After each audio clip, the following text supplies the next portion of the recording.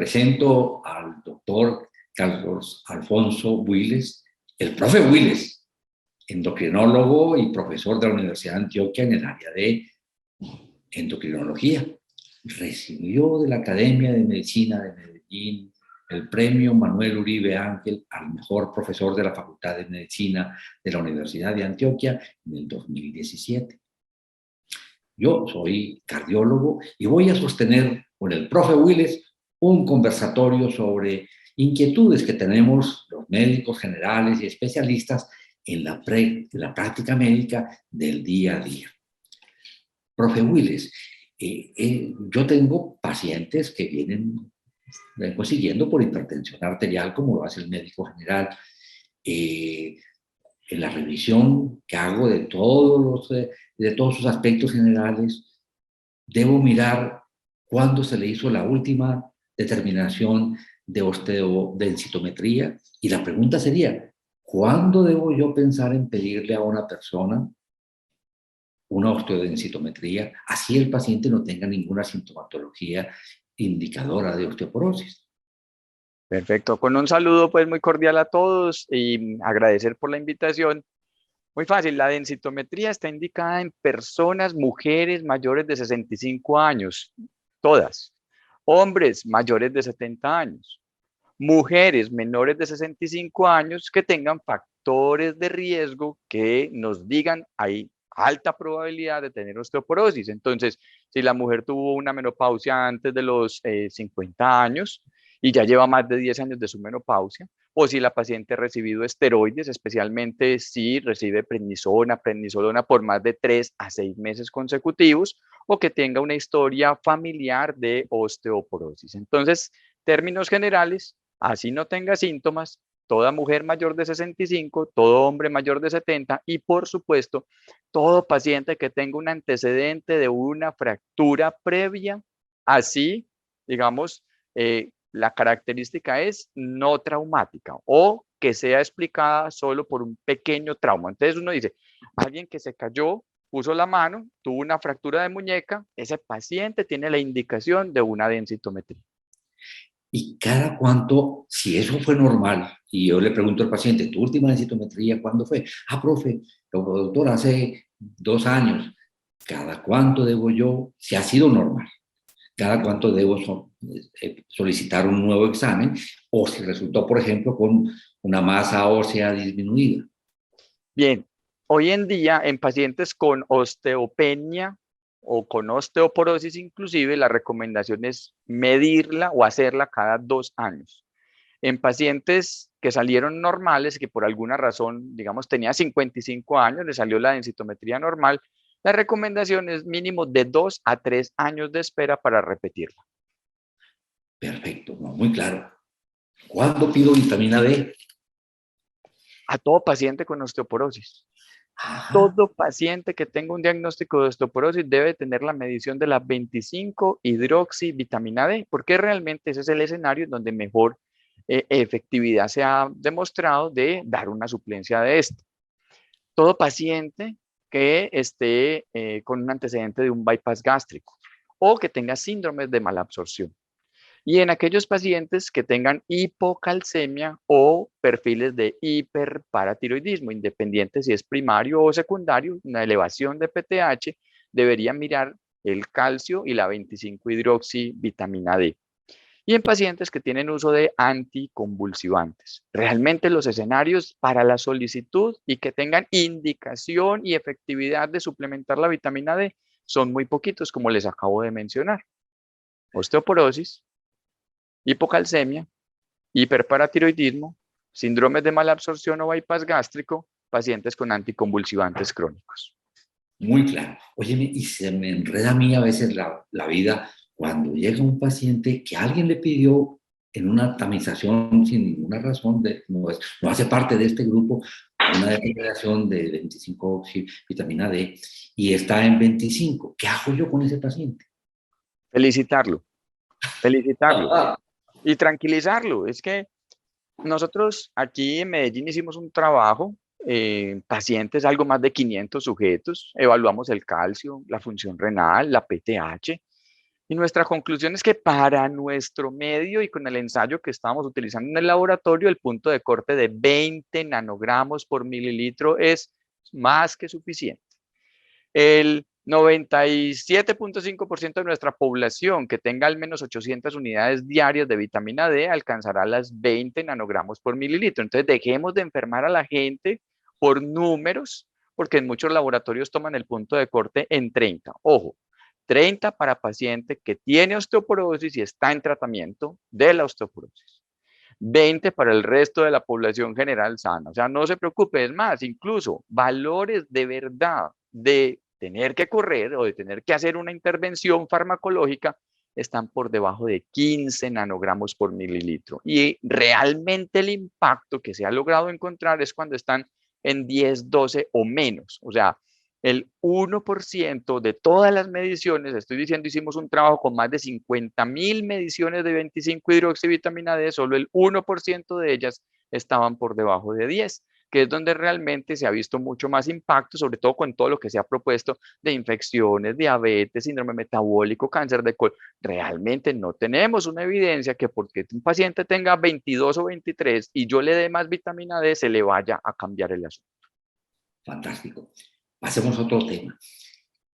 Le pedimos a nuestros pacientes periódicamente determinaciones de glucemia. Si han sido normales, ¿cada cuánto debo yo solicitar una determinación de glucemia en ayunas? La sugerencia es cada 3 años, solo que si mi paciente cambia en su estado de peso, yo debería adelantar la glucometría o la glucemia por lo menos. La recomendación es que todo paciente que tenga 45 años o más debería tener una medición de una glucosa en ayunas y, ojo, que si yo puedo aplicar una escala que se llama el FIN-RISC, como de Finlandia, riesgo. Entonces, FIN-RISC, y aquel paciente que tenga más de 12 puntos, yo debería hacerle una glucosa de ayunas. Entonces, es dinámico. Si el paciente no ha cambiado en sus factores de riesgo, cada 3 años yo podría hacerle la glucemia. Si mi paciente tiene más de 45 años, le debería hacer una glucemia, pero si mi paciente es obeso, hipertenso, riesgo cardiovascular incrementado, mínimo, debería hacerle la glucometría, pues o la glucemia cada año específicamente porque es un contexto diferente. Perfecto. ¿Y cuándo pedir hemoglobina glicada? A ese grupo de Cuando, pacientes que tienen unas cifras de glicemia que han sido normales. vea, la glicada llega muy tarde al diagnóstico de la diabetes. Es excelente para hacer el seguimiento del que ya es diabético, pero llega muy tarde. Entonces, sería preferible en el paciente que tenga una glucosa de ayunas en rango de prediabetes pedir la prueba de las 2 horas postcarga porque detecta más tempranamente a las personas diabéticas. La glicada yo la puedo pedir como una evaluación en ese paciente que salió con una glucosa de ayunas por encima de 100 y yo podría hacer, digamos, la parejita.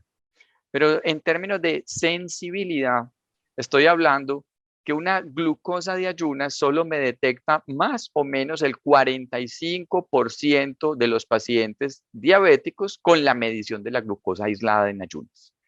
La sensibilidad de una prueba de postcarga puede estar alrededor de un 55%. Son muy específicas, más del 95%, pero no son tan sensibles. Entonces, en conclusión, la glicada yo la pido en el paciente que ya está diagnosticado diabético para su seguimiento. Si yo tengo la duda en un paciente prediabético por glucosa de ayunas, yo podría medir la glicada, pero debo tener en mente que la glicada es la última que se va a elevar, es la que tiene menos probabilidad de llegar temprano al diagnóstico. O sea, que puede que yo tenga un paciente con glucosa de ayunas en 126, 130 y glicada todavía en 6.2. Muy claro. El paciente que tiene una glicada de 6, ¿cada cuánto debo pedirle esa determinación de hemoglobina glicada? Porque la otra pregunta es, ¿cuándo solicito la prueba de tolerancia a la glucosa? En todo paciente que tenga una glucosa de ayunas elevada y especialmente cuando está de 110 para arriba, pero menos de 126. Entonces, si yo tengo un paciente que tiene más de 126 en ayunas, pídale otra glucosa en ayunas. Con 2 por encima de 126 ya hice el diagnóstico de diabetes. Si mi paciente tiene más de 100, está entre 100 y 125, pero especialmente cuando se acerca del 110 en adelante, pídale una prueba de tolerancia oral a la glucosa con 75 gramos. Aquí, ¿qué tengo que decirles? Que esa sensibilidad está mejor con esta prueba de poscarga porque reta al cuerpo. Y que hemos visto que no es lo mismo ser prediabético de 110 que de 115 que de 120. Entre más me acerque a ese 120 y pico, más probable es que a las 2 horas resulte que salgo por encima de 200.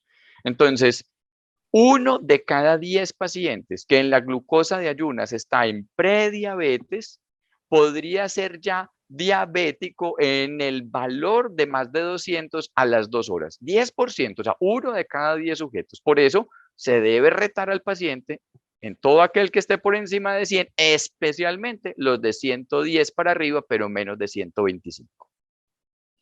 ¿Cuándo pedir una insulinemia? Que veo que con frecuencia los médicos piden insulinemia aún pacientes delgados o pacientes obesos. ¿Cuándo debo pedir insulinemia?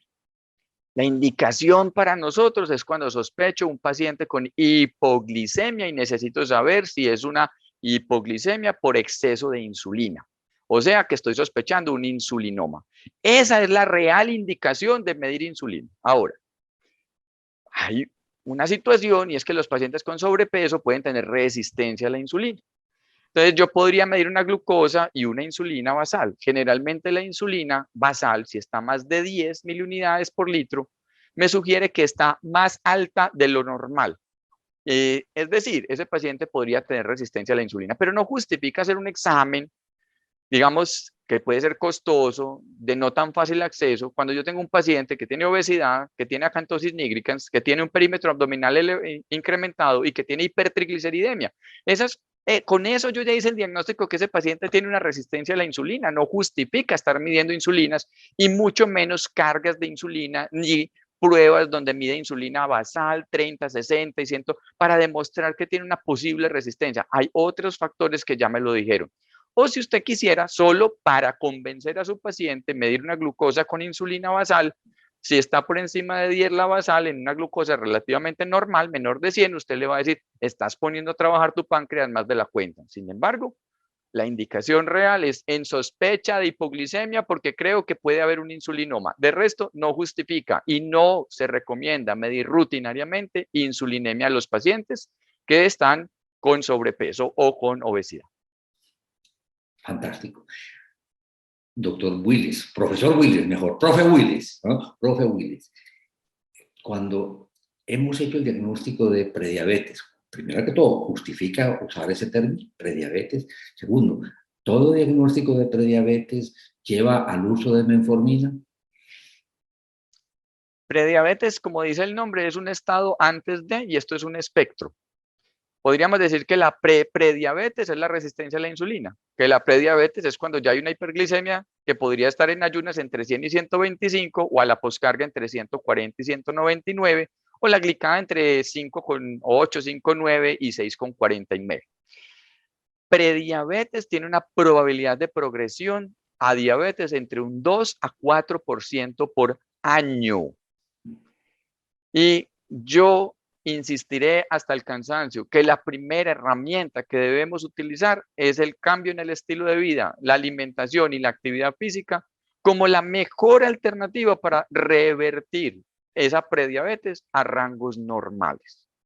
En situaciones especiales, sobre todo pacientes con índice de masa corporal mayor de 35, con acantosis nigricans o con antecedente de diabetes gestacional, en quienes se ha intentado un cambio en el estilo de vida por más de 3 meses sin mejoría en los valores de glucosa, yo podría justificar el inicio de metformina en dosis bajas, alrededor de 850, 1000 miligramos por día. El mensaje es, prediabetes tiene altísima probabilidad de devolver si yo hago de verdad un cambio en el estilo de alimentación y la actividad física. Metformina no la tomemos como primera opción en estos escenarios, excepto que hayan pasado más de 3 meses de intervención y cumpla con las situaciones que les mencioné antes: acantosis, obesidad, diabetes gestacional o tener un antecedente fuerte familiar de diabetes tipo 2. Profe Willis, si yo tengo un paciente que lo evalúo, es obeso, tiene un índice de masa corporal de 31, ¿qué debo asegurarme de qué evaluaciones? Bueno, obviamente fuera de un examen, de una historia muy juiciosa, ¿qué evaluaciones de laboratorio debo asegurarme que ese paciente tenga? Desde el punto de vista endocrino, menos del 1% de los casos de obesidad son por una causa hormonal. Por tanto, lo que yo evaluaría sería la función tiroidea y es la que menos tiene que ver, solo por darle la tranquilidad al paciente y decirle que la tiroides no es la que lo engordó. Entonces le mido una TSH y le mediría un cortisol basal y pos 1 miligramo de dexametasona.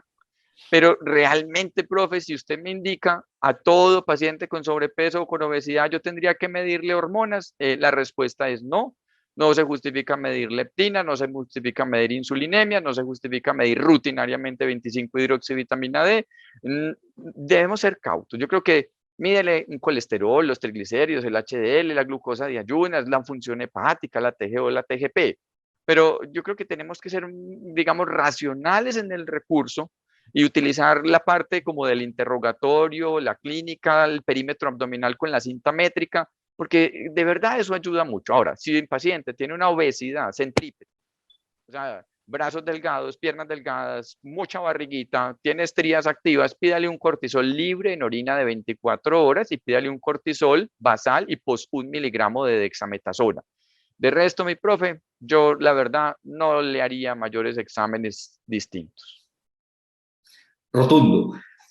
El paciente que yo estoy haciéndole seguimiento asintomático, tiene una hipertensión arterial, lo tengo bien controlado, le pido dentro de sus exámenes periódicos una TSH, es normal.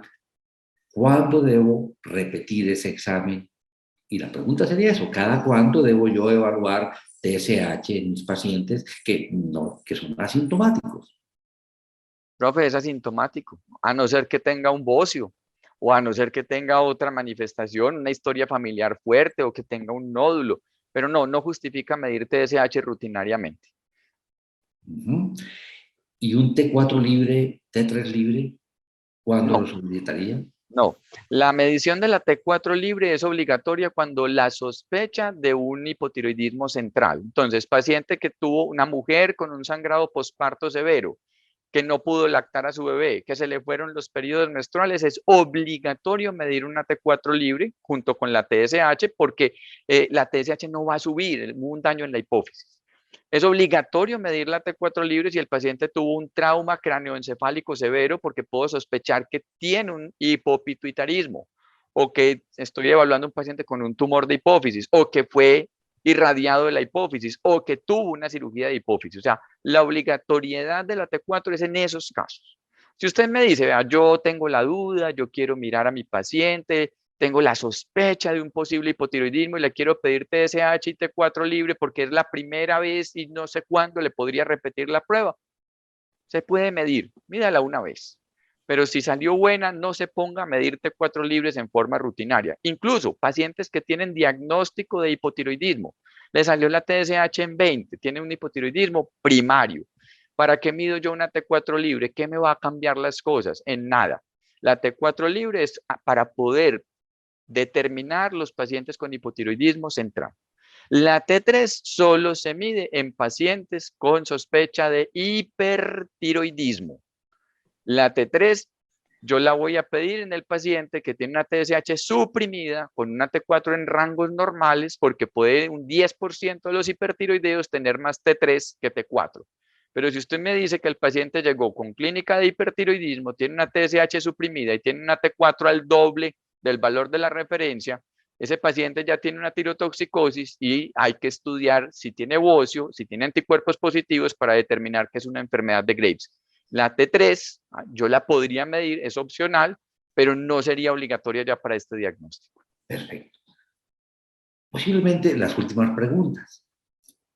¿Cada cuánto debo yo solicitarle a mis pacientes un perfil lipídico? Es decir, donde incluya colesterol total, LDL, triglicéridos, HDL. Primero, ¿cuándo debo pedirlo por primera vez? Y luego, con qué periodicidad, si esas cifras están cercanas a lo normal, debo solicitarlo. Profe, en esta discusión, en teoría, desde los 20 años uno podría pedir el primer perfil de lípidos en pacientes que han sido sanos, pero como estamos viendo epidemia de obesidad, a los niños y a los adolescentes ya se les está pidiendo un perfil de lípidos donde hay hipertrigliceridemias y HDL bajito, que es el perfil dismetabólico que vamos a encontrar. Entonces, paciente con sobrepeso, con obesidad, debería tener por lo menos un perfil de lípidos, independiente, digamos, casi que ya de la edad. Entonces, tiene 18 años, le voy a pedir. ¿Por qué? Mínimo para demostrarle al paciente que eso tiene unas consecuencias metabólicas. Digamos que la recomendación es medir el primero a los 20 años y luego cada 5 años en personas jóvenes sin otros factores de riesgo, pero en pacientes que tienen ya una determinación de un colesterol incrementado mínimo, yo le debería medir cada 6 a 12 meses un perfil de lípidos. No justifica estar midiendo lípidos tan rápido. Yo creo que esto no es que cambie pues así, excepto que tengamos, ojo, antecedentes familiares, enfermedad coronaria y dislipidemia, porque hay una cifra nada despreciable de más o menos 1 en 350 a 1 en 500 personas de la población general con hiperlipidemia heterocigota familiar. Estamos diciendo que son pacientes que tienen colesterol LDL por encima de 190 y que no es tan infrecuentes. Estamos hablando de por lo menos 1 en 500 de la población general. Profe Willis, muchísimas gracias por todo lo que nos ha contado hoy. ¿Tiene de pronto algún mensaje para los médicos generales? Justamente que usted vea que con frecuencia nos equivocamos al pedir exámenes o al tener algunas conductas que usted considera que vale la pena que evitemos. Profe, mi recomendación es que creo que debemos volver a lo más sencillo y más efectivo, que es escuchar, que es tener la capacidad de conversar un ratico con el paciente, de dejar de ser tan medicadores y volvernos mucho más animadores a estilos de vida saludable, porque claramente esto tiene un impacto fundamental y tener mucho en cuenta la salud mental, porque tiene una relación increíble con el tema cardiovascular, enfermedad tiroidea, la parte endocrina. Entonces yo creo que qué rico que pudiéramos sacar 2, 3 minuticos de la consulta en preguntar cómo está emocionalmente, cómo estás de angustiado, de preocupado, tu nivel de ansiedad, estás durmiendo siquiera 6 horas todos los días, estás comiendo más en el día que en la noche, llevar el ritmo circadiano. Esto es increíble, nosotros no lo tenemos en cuenta, pero tiene un papel fundamental. Y yo creo que más que pedir y pedir exámenes, se trata de saber pedir 2 o 3 cositas que sean las más apropiadas, que vayan en sintonía con lo que estamos esperando en el paciente. Y a veces 2 o 3 mensajes claros que se lleve el paciente van a ser más importantes que una lista de cosas en una hoja que nadie va a leer, porque eso yo prefiero pequeños hábitos para grandes resultados cuando se sostienen en el tiempo. Profe Willis, muchas gracias. Usted tiene muchos seguidores, muchos médicos seguidores. Esas recomendaciones son igualmente para los médicos que a veces nos olvidamos de aplicar en nosotros eso que le decimos a los pacientes de lograr hábitos saludables. Profe, claro que sí, esto comienza por casa. Hoy el que me está escuchando y queda como, inquieto en decir, primero para poder hablar con propiedad a los pacientes, hágalo, cuénteselo, vívalo, ¿sí? Coma de manera saludable, desayune, almuerce y coma, cuide sus porciones, duerma mínimo de 6 a 7 horas, nada de comida después de las 7:30, 8 de la noche y verá que si usted empieza a poner el ejemplo es mucho más fácil contar esta historia. Profe Willis, muchísimas gracias. Hasta la próxima, Con muchísimo gusto, gracias por la invitación y estoy para servirles en Instagram, el Profe Willis.